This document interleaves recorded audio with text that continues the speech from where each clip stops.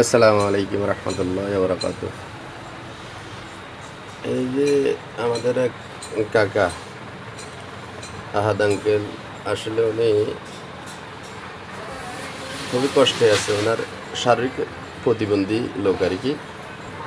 আপনারা নিশ্চয়ই দেখতে পাইতেছেন উনি এখন বসা অবস্থায় আছে। আস-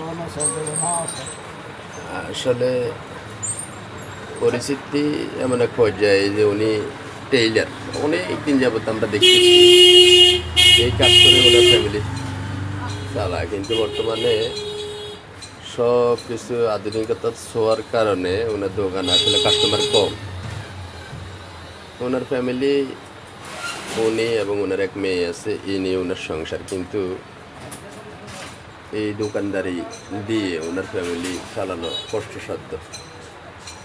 তো ওনার একটা আবদার,